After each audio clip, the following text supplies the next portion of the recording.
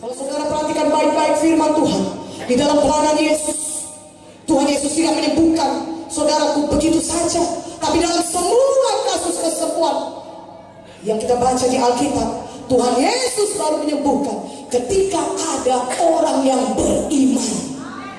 Ketika orang datang beriman kepada Yesus, maka Tuhan menyembuhkan mereka yang beriman.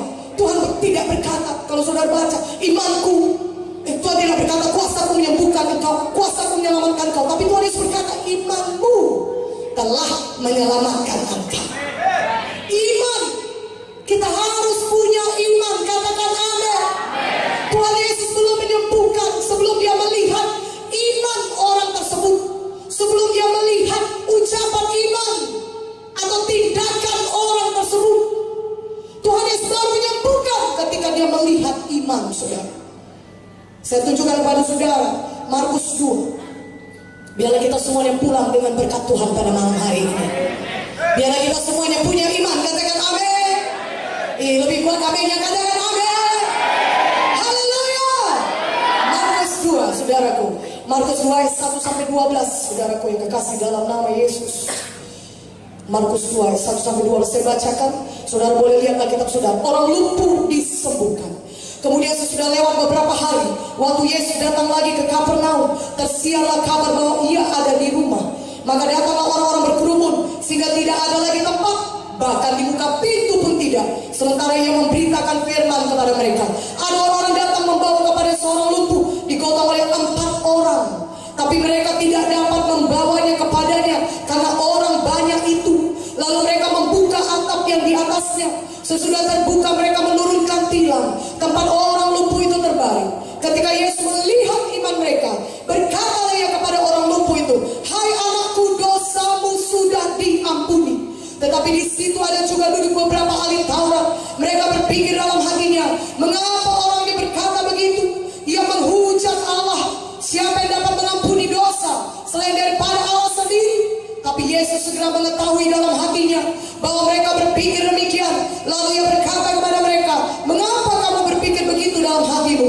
Manakah lebih mudah mengatakan kepada orang lumpuh ini, dosamu sudah diampuni, atau mengatakan, bangunlah, angkatlah tilammu dan berjalan? Tapi supaya kamu tahu bahwa di dunia ini anak manusia berkuasa mengampuni dosa." Berkatalah ia kepada orang lumpuh itu, "Kepadamu kukatakan, bangunlah, angkatlah tempat tidurmu dan pulanglah ke rumahmu."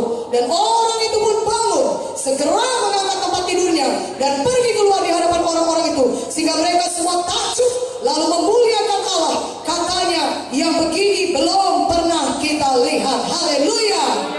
Katakan haleluya. Saudara, saya mau mengatakan pada saudara tindakan iman orang lumpuh ini.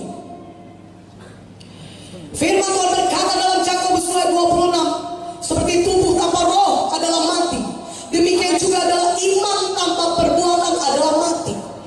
Saudaraku, iman belum iman sebelum ditindakkan. Iman barulah iman kalau saudara sudah menindakkannya. Saudara tindakan dengan mengucapkan iman tersebut dan juga bertindak. Saudara katakan amin. Amin. Inilah yang dilakukan oleh orang lumpuh. Kalau saudara lihat dia lumpuh, dia bukan hanya sekedar lumpuh yang hanya sebelah kakinya lumpuh tapi masih bisa berjalan, pincang, bukan. Dia betul-betul lumpuh. Dia tidak dapat bergerak sama sekali. Kalau dia pakai pikiran manusiawinya, maka dia akan berpikir tidak ada harapan baginya. Karena dia tidak dapat bergerak. Tetapi dia punya iman. Katakan amin. Amin. Iman itu adalah dasar dari segala sesuatu yang saudara harapkan. Bukti dari segala sesuatu yang belum saudara lihat. Itulah iman.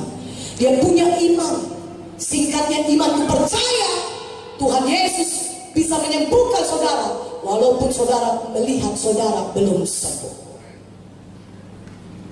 Iman itu saudara percaya kepada apa yang dikatakan Yesus. Saudara diberkati, saudara berhasil, saudara diurapi, saudara sembuh. Saudara percaya itu jadi kepada saudara. Walaupun pada saat saudara mengucapkannya, saudara masih mengalami banyak persoalan dalam hidup saudara. Tapi iman adalah percaya bahwasanya firman Tuhan sudah digenapi dalam hidup saudara. Katakan amin.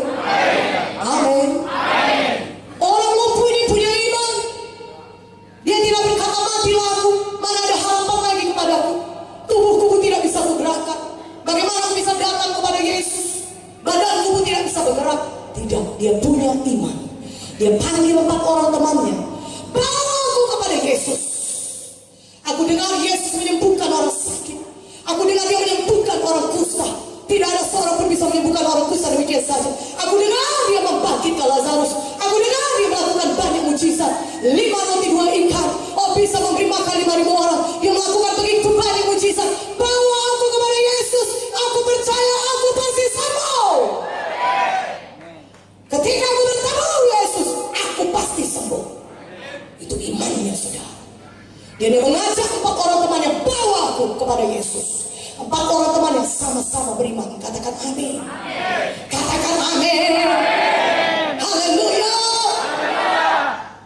Amin. Kalau saya tanya kepada saudara, maukah saudara disembuhkan? Mungkin saudara akan menjawab saya, untuk itulah saya datang ke KKR ini, Bu, supaya saya bisa sembuh.